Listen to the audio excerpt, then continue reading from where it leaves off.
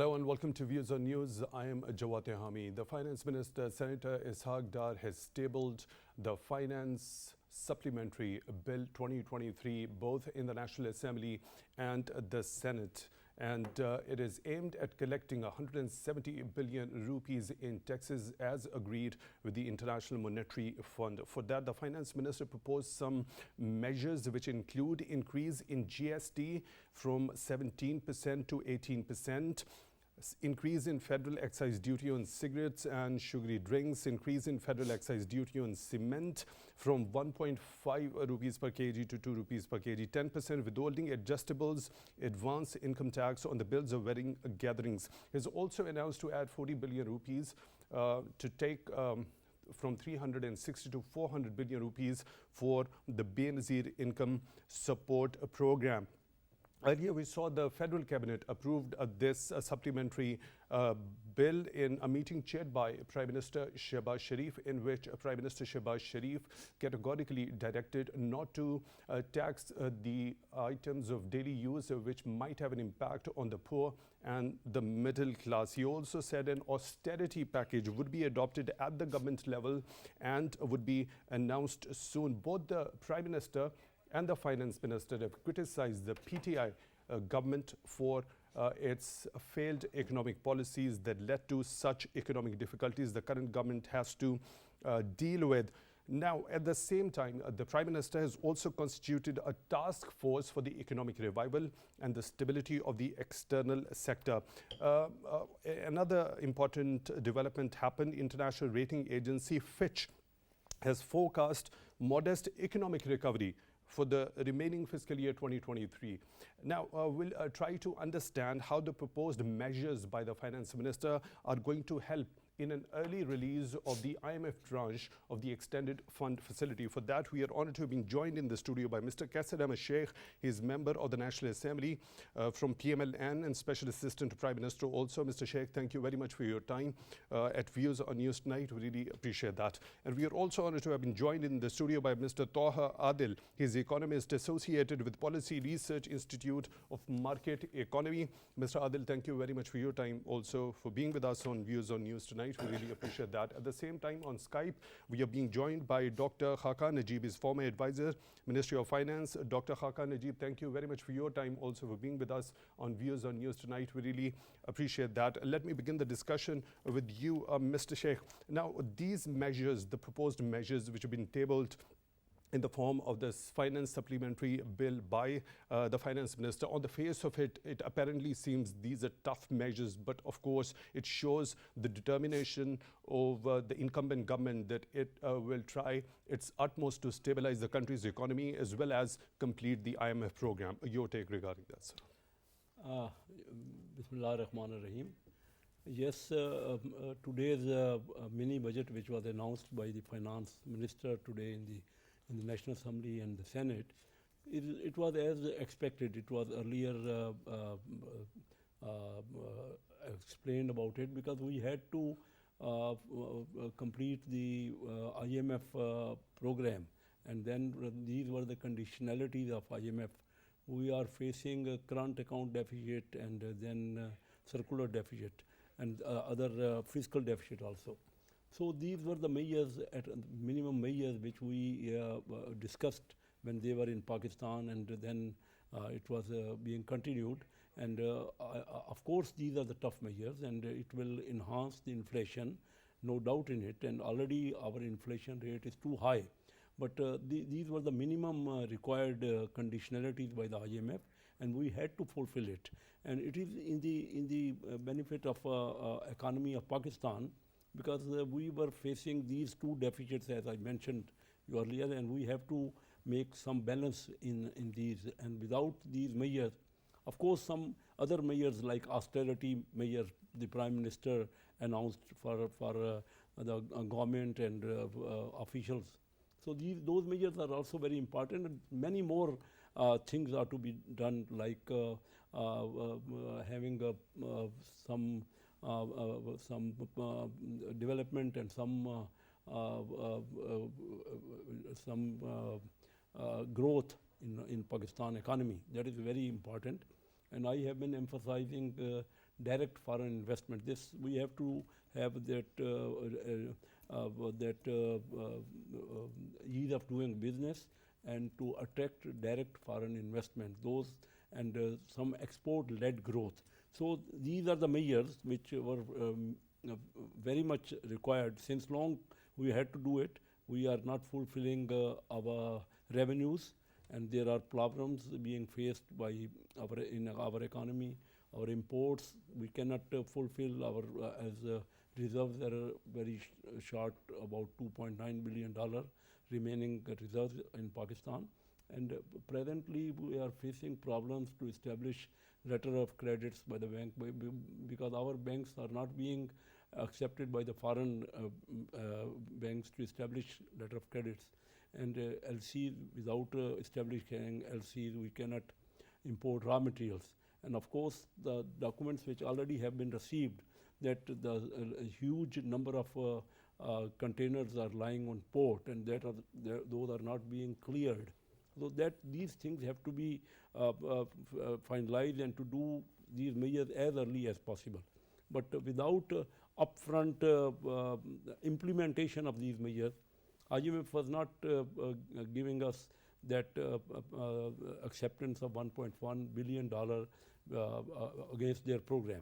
So that was necessary. Of course, it is tough, but that was necessary. And without it, it was very difficult to continue without this program. Right. Mr. Adil, now the Prime Minister during today's Federal Cabinet meeting has also categorically said that the daily use items which might have an impact on the poor and the middle class should not be taxed, although these measures, as Mr. Sheikh has said, these seem to be tough measures but are going to be beneficial in the longer run for the country's economy. Well, the mini budget presented by the government today, it actually excludes daily household items, so that these steps will prevent putting extra burden on the lower income groups. But the other things, jacking up the tax rates, sales tax from 17 to 18%, and on luxury items 17% to 25%, these are the necessary steps that government has to take for the revival of IMF program. I know the government is in a difficult spot right now, and government has to take these difficult steps for the revival of IMF program. We have been facing challenges on the external front and on the domestic front, but revival of IMF program is crucial at this stage because, as Qaiser mentioned, that our reserves are below $3 billion, and which is sufficient for only 2 weeks of imports. And for the rest of fiscal year, our external financial obligations are around $6 billion in terms of debt servicing. So we need inflow of dollars, and revival of IMF program will facilitate in that terms. Also, we also need to look for long-term sustainable solutions like attracting foreign direct investment, and also encouraging Mr. Adil, please hold your thought over there. I will come to this particular dimension, that what measures are important for stabilizing the country's economy in the longer run. Let me take in Dr. Khaqan Najeeb also. Dr. Khaqan Najeeb, today's measures which have been proposed by the Finance Minister, as Mr. Sheikh and Mr. Adil are also of the view, they apparently seem a little tough but are going to be beneficial for the country's economy in the longer run. Your take regarding that? Jawad, thank you for having me. First of all, we must realize Pakistan's economy has never been challenged as we stand today. The challenge is extremely big. Not only the reserves are at a $3 billion low, the remittances are dropping, the exports are dropping, the external scenario, the international scenario is very tough because there is slower growth, there is higher inflation. So the economies are trying to be more restrictive in nature. That's going to hurt your exports. The international scenario of monies flowing to Pakistan has also changed. Saudi Arabia, all the other friendly countries, including China, UAE, Qatar, we have approached each one of them. Each one of them has said to us, please go to the IMF. If you are on the reform path with the IMF, then we can talk more on the investment side that Sheikh Saab rightly mentioned, as well as maybe some deposits. At the same time, the multilateral funding, which We need to the tune of $3.5 billion with the World Bank, ADB, IDB, and especially trying to get some of the pledges that this government rightly was able to get at Geneva. We need the IMF stamp of approval. But where I say this, I also say that 3rd November was the date when we should have moved ahead with the ninth review of the IMF program that we are currently in. Today, when we speak on the 15th of February, we still don't have a staff level agreement. I'm a little concerned because the situation is getting tougher each day. We have no option. There is only one road, and that road goes to the IMF headquarters. Pakistan has now done what I think we could have done 3, 4 months ago. Pakistan would have been in a very difficult situation then, taking these measures. Pakistan is in a difficult situation to take these measures now because these are not tough measures, but these are unpopular measures for any government, and especially a government which is on the last 6 months of ruling Pakistan. Also, I must say that these are measures that are not required by the IMF. I keep saying this because I need the country to be in an IMF program. I don't want it to be. It is my need for the country to be in an extended fund facility because I don't want to see Pakistan having shortages, having the containers sitting at port, not being able to get the cotton to export, and going the Sri Lanka or Ghana way. Why do I say that? Because Pakistan has no other option. Any country which is in a balance of payments challenge, which is turning into a crisis, must hold hands with the doctor of the last resort. And that's what the government is trying to do. We should support the government in making these tough calls. Lastly, why do I say these are not measures of the IMF? Your gas prices in the country, Jawad, are not determined by the IMF. They were determined on the 1st of September 2020 by the regulator Pakistan created called OGRA. Today, on the 15th of February, we are passing those through. There have been subsequent revisions as well. We did not pass them through. We have a 1600 billion deficit on these SUI companies, which you call circular debt. There was COVID, so we didn't pass the electricity tariff, and I support even PTI for not doing that. And then PML-N also holding back during floods. Now, both have moved in terms of the quarterly tariff. When I say both, I mean the IMF and the sitting government, and that is also the right step to take.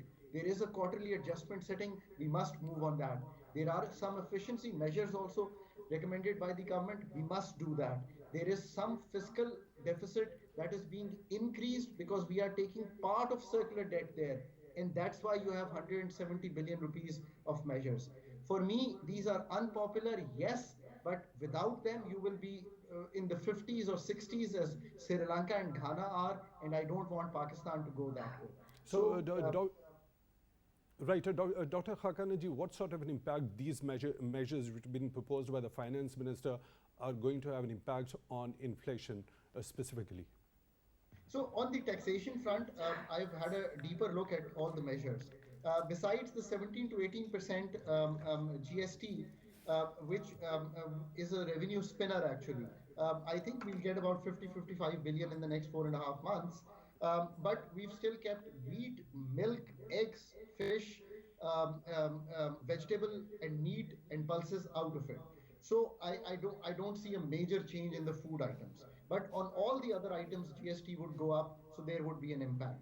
But the real impact, and the other measures on luxury travel, on luxury goods, on these wedding halls, I'm not too worried about them. I don't think they'll have that great an impact. Yes, the cost of cigarettes could go up. As far as I'm concerned, cigarettes should be very, very expensive.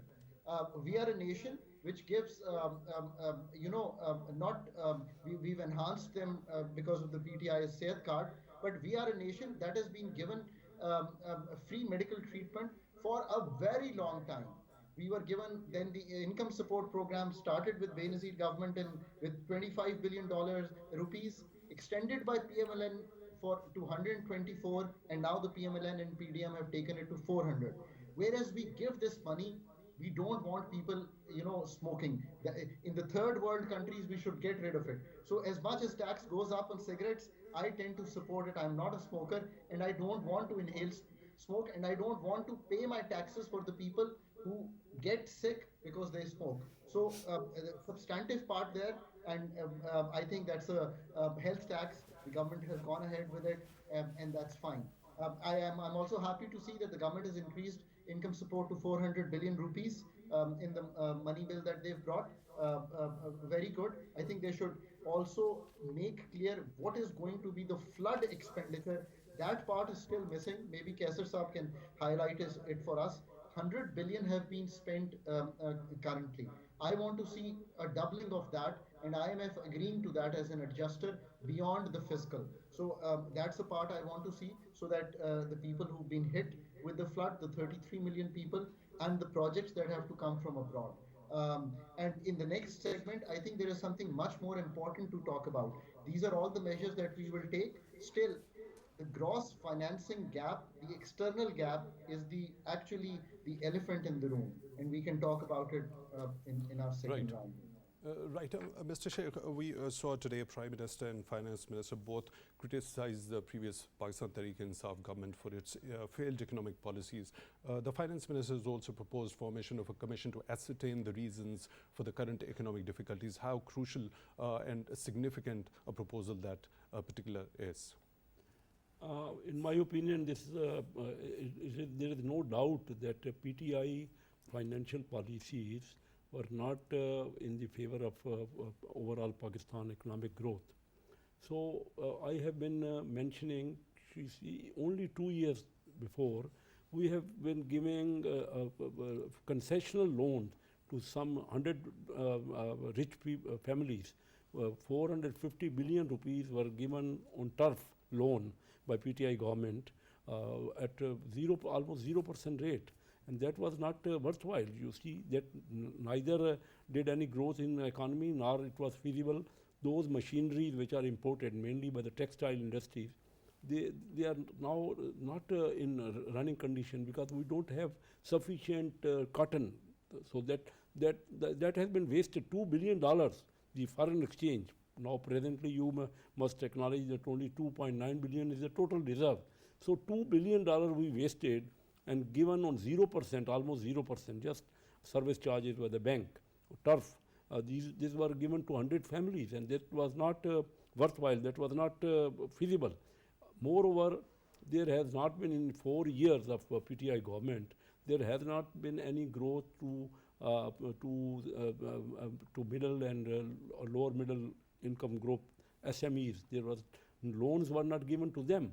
Only 7% of the total loan is given in Pakistan to SMEs. We have been advocating, being in the finance committee, I have been advocating about giving more percentage of loan to the SMEs. In India, the SMEs get 15% of their total loan. In Bangladesh, they get 12%. But in our case, 93% is given to some families which have already sufficient funds with them, and those are being wasted. They mainly invest in real estates and some land holding like that. So these were the flaws in policies, and moreover, you see, due to COVID, there has been a negative growth in that, and our finance minister mentioned today that our economy, which was 24th in the world in around 2014-15, now the present position is 47th economy in the world. And similarly, our total stock exchange, that capitalization went down from $100 billion in 2015 to now around one quarter of that, about $24 billion mentioned by the finance minister today. So we have to make effort to have a collaboration, to have a charter of economy. We have been advocating throughout when we are in the opposition, our Mia Shahbaz Sharif and Mr. Bilawal Bhutto Zardari, and we on various occasions have been advocating, because in these precarious positions, if we have a confrontation between the parties and there's a turmoil is in the economic matters, the things will not be settled down. We have to, because these are the things in which we have to have a collective decisions. It is in the interest of the country. So the politics of confrontation and agitation has been detrimental to the overall state of economy in the country as well. Of course, because there has not been direct foreign investment, because when our country is facing all these turmoils, political turmoil, and even our own investors, our young generation, they are not feeling satisfied. I know the businessmen because I come from their community. So I know the people, even in Pakistan, the investor is trying to divert their investment abroad. So these are the things we would have to, and you see the present scenario which we are facing now, it will become all the more difficult. We very much need Charter of Economy. All our political parties should first save the state. State should be given more priority. Before reaching out on a consensus regarding the Charter of Economy, so there should be the accountability of what mistakes and reasons led to such economic difficulties. As Mr. Finance Minister has also proposed the formation of a commission, how significant it is going to be in that regard? It is very important. Always, whatever new government, whenever there is a new government, that government should evaluate the policies of the previous government. We just blame game we play, one party to other, but there should be some proper investigation, some commission should be, and it should be permanent commission. Any new government comes, they should also take into consideration and evaluate the policies of the previous government. And this is because up to now, you see, I can tell you categorically that in 90s, Indian economy was 4 times to Pakistan, and today they are 12 times to Pakistan. And their revenues, our revenue is about 9.9% of our total economy, and their revenues are almost double, 17% of the economy. So their revenues have become now 21 times to Pakistan. So if we don't have sufficient revenues, we can't divert our resources to defense, to our development, to various measures we could, to poverty alleviation. So all these things we need huge funds, like we have enhanced Benazir income support program, about 40 billion. For this has to be many folds, because presently people are not feeling, they are feeling the pinch of the high prices, very high rate of inflation, and the prices of gas and electricity, all these. Whatever the amount has been added to this Benazir income support program, taking from 360 billion rupees to 400 billion rupees, an addition of 40 billion rupees, but that's a step in the right direction. That's a welcoming in the right direction, but it should have been much more in these circumstances, because the lower people, lower income, they are feeling pinch of all these devaluation of our currency and all these taxes. So the things should have been given proper attention towards that poorer section of the population. Mr. Adil, your take, the addition of these 40 billion rupees in Benazir income support program. Well, it is a step in right direction. Inflation is really high. Last month it was 27%. So we need to protect lower income groups, and increasing the budget for Benazir income support program is a right decision. Through this we will be able to protect lower income segments, but we will also need to take extra measures to increase our revenues from direct sources also. According to FBR, or active people active on filer list right now is around 3.9 million. But we really need to increase the tax base so that government can generate more revenues from it. And unfortunately, our tax to GDP ratio has hovered around 10% for at least a decade now.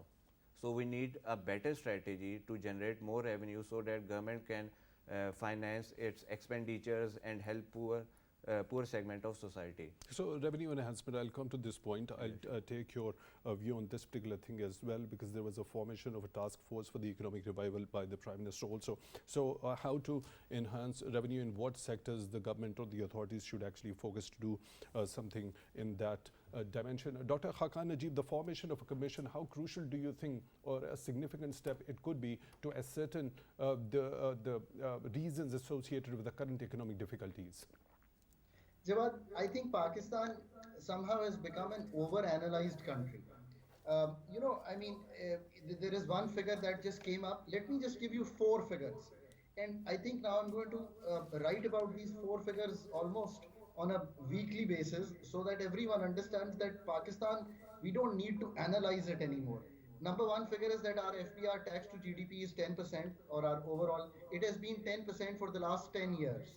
So we have not been able to make a dent. When we did the NFC award last, we said we would take it to 15%.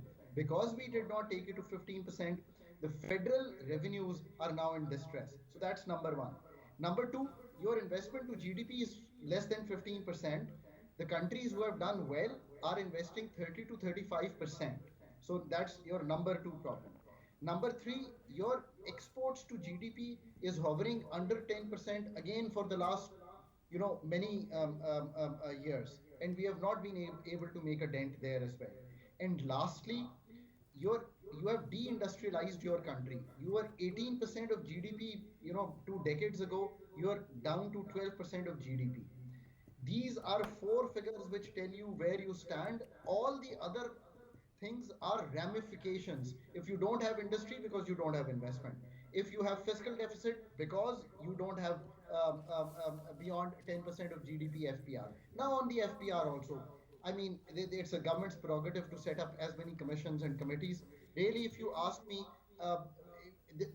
we have come to that time where you can read so many reports on Pakistan, so many commissions on Pakistan, that you can, at the back of your hand, tell what you need to do.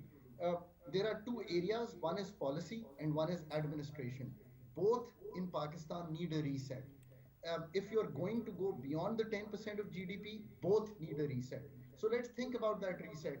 I think if you even want to form that commission, that should give you a report. I think it has been there for some months now. It should have given you a report and said, everyone should do their bit.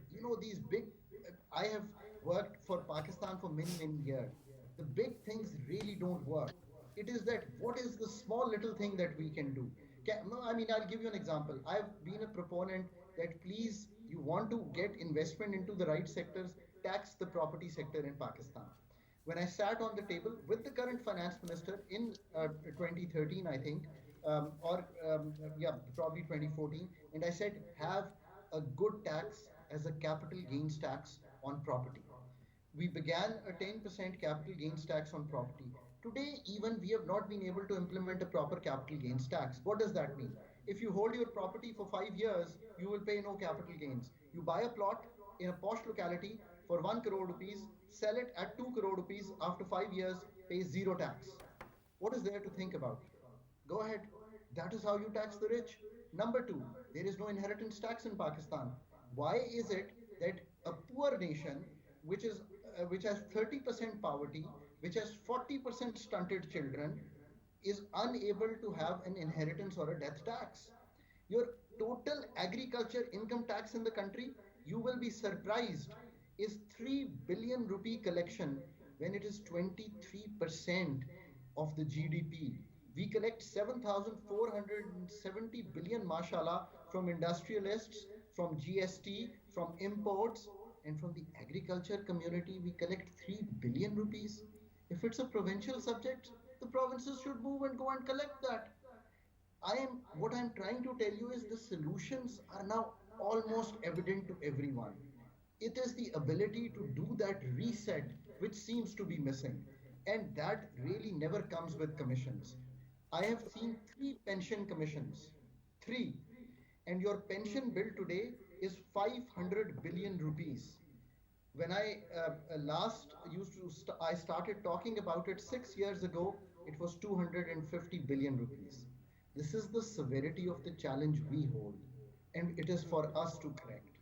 And right, Dr. Khaqan, Najeeb, you have just given comprehensively the details regarding this particular real estate sector. When we talk about the revenue enhancement, the task force which has been constituted by Prime Minister, so one of those tasks of this task force is to review the measures for revenue enhancement. And the first and the foremost is dealing with reviewing the real estate taxation. The other include bringing retail sector into the tax net also, and implementing track and trace system, and curb smuggling and improving governance sector. So these are the 5 subheads under this particular head of revenue enhancement. Your take regarding that one, would you like to shed a little bit of more light on it? And I'm happy that they have the right TORs. It's the real estate sector, it is the retail sector, it is the wholesale sector, it is setting up of this POS, it is going to the provinces and sorting out the GST issue. These are real issues. Our tax potential is much higher than 7,470 billion rupees.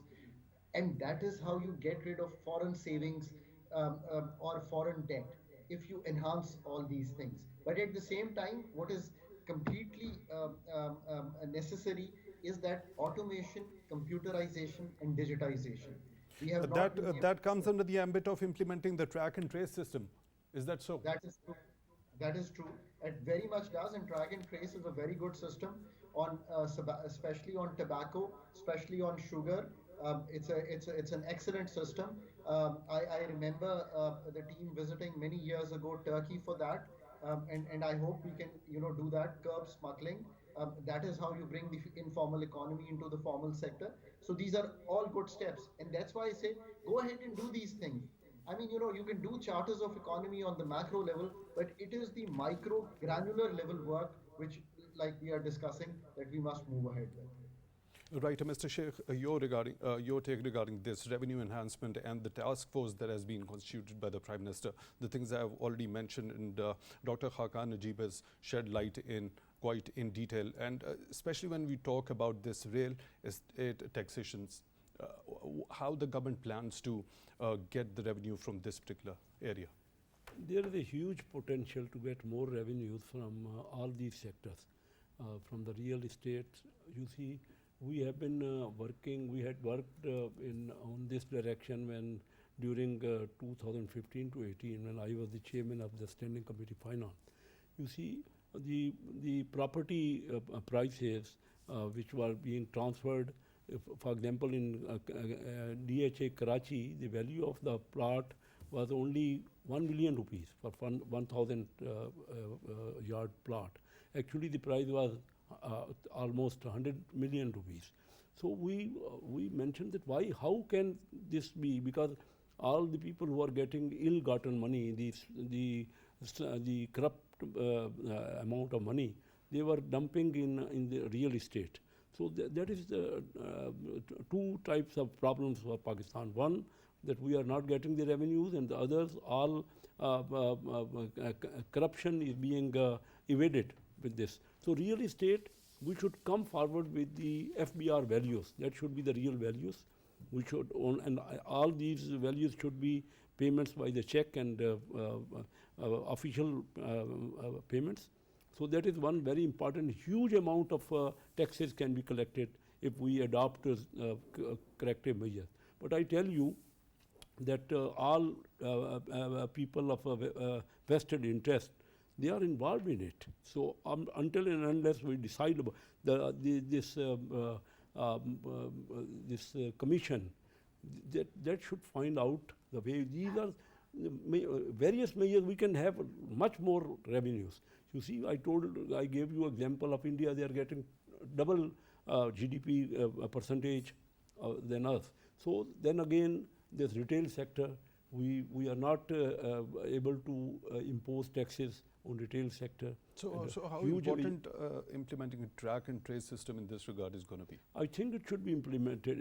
It is important. It should be, of course, that will give some problems to the industrialists. I acknowledge that. But without that, because we now very much need more revenues.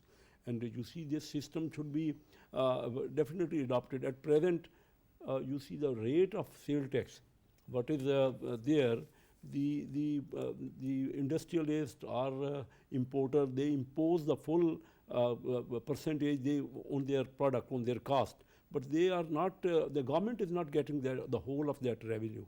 So that is very important, that track and trace system should definitely be adopted. Whatever practical, this you see, whenever we adopt the technology, that will give us more revenue. Then you see present system, up to now there has been no savings of, you see no avoidance of corruption. Huge corruption since many years is being mentioned and being adopted, and apart from this, there's huge quantity of goods being smuggled, and then there's over-invoicing and under-invoicing that can give us more revenues. So I have... So to curb smuggling in specific, what measures, specific measures do you think should be implemented? I mean, enhancing the border controls, or are there other specific measures related to that? Both border controls also and taxation measures also. If we enhance the rate of import duties, that will give incentive to smuggling. I have, on many occasions, I have asked the Prime Minister to let me assist him, the government, on this, because I have extensive experience for this. In 1980, I became the chairman of Taxation Committee of Karachi Chamber of Commerce Industries, 43 years ago. And I have a vast experience of having interaction with FBR. So the things are, I tell you, both on the side of business and on the side of bureaucrats. That is the coordination between each other, which makes things more, the more revenue shortage is there. The opportunities, of course, tax system you mentioned, that should be adopted, whatever, because at present we need, and moreover, I tell you that income tax potentially, the direct tax, we are imposing indirect tax in the shape of sale tax, of course.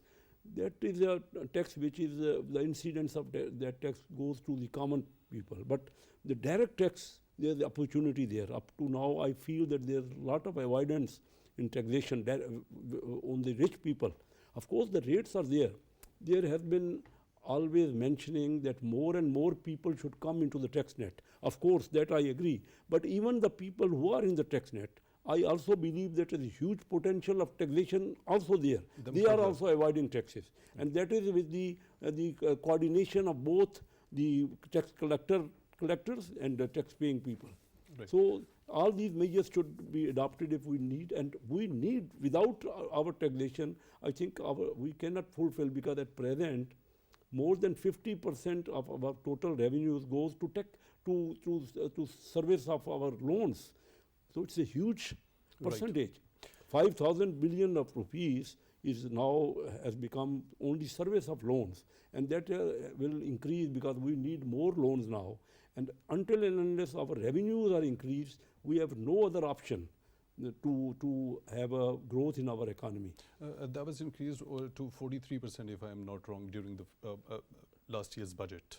43%, but now they are estimating about 50%. So some figure was there. I don't know exact percentage, so you can have that. But every month and every quarter we are having more percentage because our loans are enhancing, and the rate of our policy rate is being increased.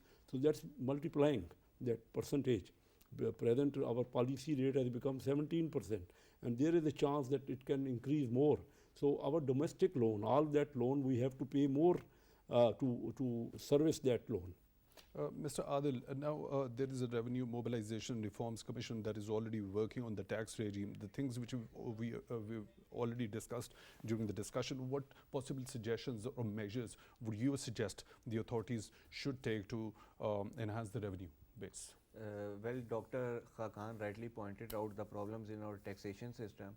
I think we need to understand what are the problems in our taxation system to come up with the right reforms. We are relying more on indirect taxes, and the share of direct taxes in our overall tax collection is very low. So we need to increase our reliance on direct taxes, and in order to increase direct taxes, increasing the rates or number of taxes is not going to increase the tax base. What government is doing is increasing the rates of taxes. It's okay for the short term, but in the long run, if we want to improve the compliance of people, and if we want to bring more people into the tax base, we need to reduce the number of taxes and rates of taxes.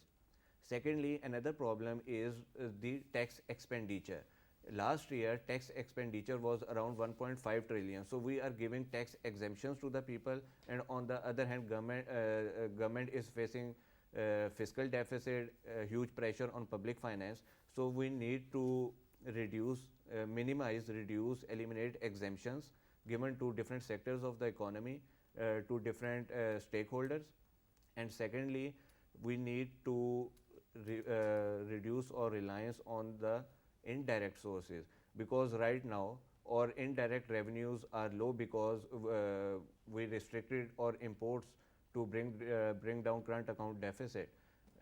We were successful in bringing down current account deficit, but that also reduced our exports and imports. So this is the problem, that we are relying too much on indirect sources. What we need to do is bring more people into the tax base by lowering the tax rate. Right, Dr. Khaqan, Najeeb, the international rating agency Fitch today downgraded Pakistan's foreign currency issuer default rating. Now, at the same time, it says that the IMF's conditions are likely to prove socially and politically difficult amid a sharp economic slowdown, high inflation, the devastation wrought by the widespread floods last year.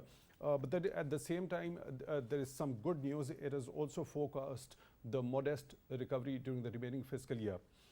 Now, when we talk about the difficulties which are related with these IMF conditions, earlier we saw Human Rights Watch urging the IMF to give Pakistan some space for inclusive and sustainable development. Don't you think there should have been a little bit of flexibility on the part of IMF regarding the release of this particular tranche in particular, especially keeping in view the devastation caused by the floods? Jawad, there is always some room for negotiation, and that depends on a number of things. It depends on the trust level that the IMF holds with the recipient country. On that score, Pakistan's not doing that great. And the reason I say that is that over the last 12 months, the program has been off and on. The 7th and 8th review had to be together. Now we are again in delay since November. In February also, we couldn't make the program. We increased the subsidy on petrol. So there is a trust gap, number one. Now, number two, Jawad, I cannot stress enough that the economy is in a severe ICU problem. And the severity has been highlighted by everyone, all the economists, the rating agencies, the IMF themselves. Your import cover in your State Bank of Pakistan is 15 days. Your import cover should be somewhere close to 3 months. Your remittances have dropped below $2 billion since May 20. That's not something that you want to go through. What I'm trying to point to you is that the severity of the challenge is big. The correction that would be required is as big. If the severity of the challenge was not that big, there could have been more room. So we need to make those corrections. So Dr. Khaqan, Najeeb, after these proposed measures are implemented, so there is a huge likelihood of this particular tranche of the extended fund facility by the IMF to be released at the earliest?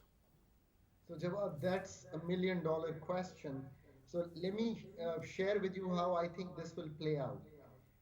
There is one key remaining local issue that needs to be solved, and that is that our core inflation, rural is running 19.4, our urban is 15.4.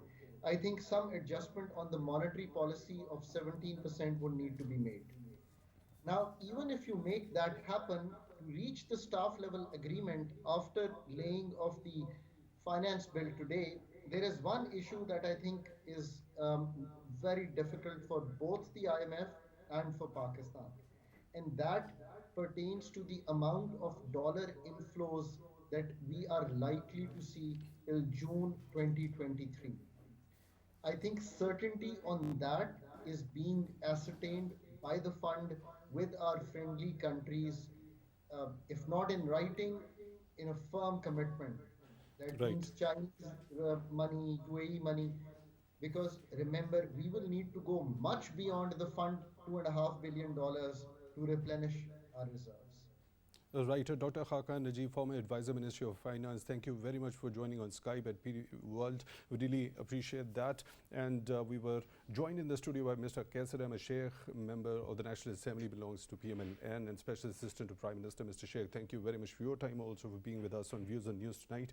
And Mr. Tuaha, Adil, Economist, associated with Policy Research Institute of Market Economy. Mr. Adil, thank you very much for your time, also for being with us on Views on News tonight. With that, we come to the end of today's Views on News. Till the next one.